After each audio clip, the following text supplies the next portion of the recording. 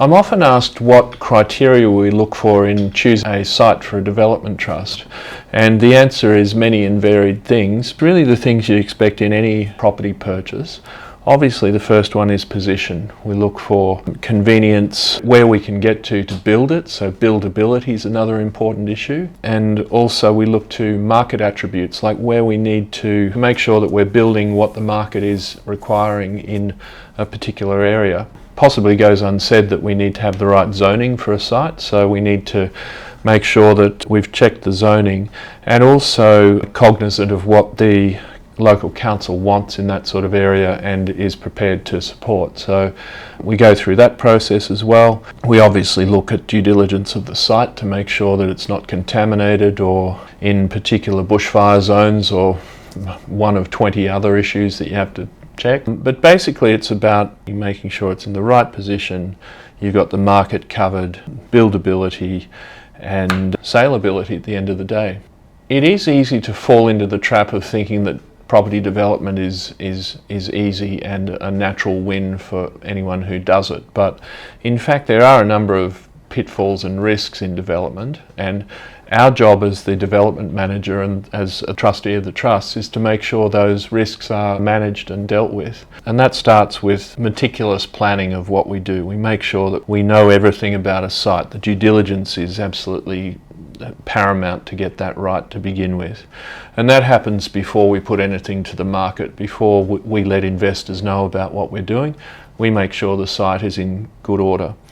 Obviously, construction costs have been a huge issue in the last 3 to 5 years, so we make sure that we've got that very tightly screwed down again before we go to unit holders with what we're doing. And then once you've planned what those costs, you have to make sure you hold those costs the whole way through. So it's actually a massive management exercise doing a development. So planning's important, the execution's very important, and of course managing the sales risk, which is actually getting the sales at the end of the day, is also something that really has to be top of mind from the very start of the process. And I think it's very difficult for people to involve themselves in development unless they've had significant experience in doing it. So we would say that a way to mitigate those risks is to invest in a Natgen development trust. We talk to a lot of our unit holders who tell us that they've been investing in this sort of thing before.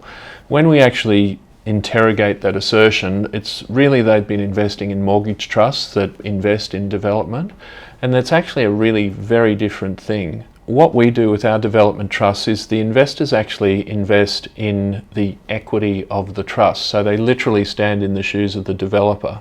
So their unit holding acts like equity acts. Now, basically that means that they get all the profits of the development, less any fees that come out along the way, which means that their upside is uncapped. The better performance of the trust or of the development project, the more people make out of it. Conversely, if it goes really badly, the investors can actually lose money as well. It's certainly possible. We do everything we possibly can to make sure that doesn't happen, but it's certainly an aspect of equity one has to be aware of. With the mortgage trusts that basically invest in development projects, that's very different because oftentimes the return available to unit holders is capped. Now this is because this acts like basically a debt product. The upside is limited to whatever the interest rate is, and the downside should also be limited to being paid back first. Sadly, a lot of those vehicles actually don't behave like that on the downside, and people can lose money in them. So we've taken that different approach of having it as an equity product so that people can earn more. So for example, with the trusts I was talking about before, the development trusts where I've shown that we're returning to unit holders substantially more than they expected.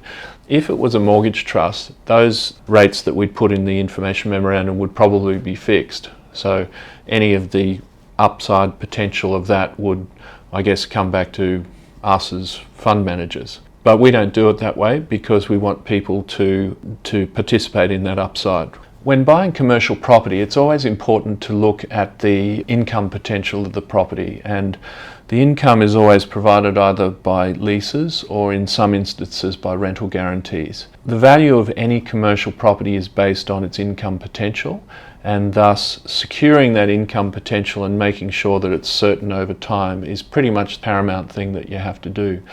Beyond cost control, which is certainly part of our management process, the maximisation of the income potential is the main thing that we do to increase the value of our units and thus the wealth of our unit holders. When looking at the criteria of what we look for an investment trust asset purchase, it basically boils down to the basics of any property investment that any man on the street would know. First thing is position, position, position. Make sure you've got something that's well positioned within the market, and basically in terms of commercial property, that means to ensure that it's well positioned for the people who are going to be the tenants of the property and the customers of those people who are going to be the tenants. If you're looking at shopping centres, for example, you want to make sure that level of convenience extends to appropriate car parking, access and egress from the property, the location within the street network around, and all that sort of thing, basically.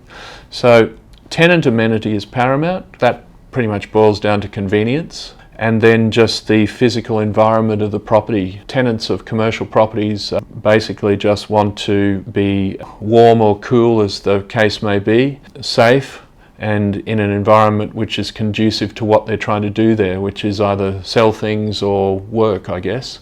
So once we can answer those questions, we've ticked all the criteria boxes. Beyond that, of course, we look generally to the Natgen investment philosophy, which basically boils down to buy an asset well, manage it really well, and sell it well at the correct time.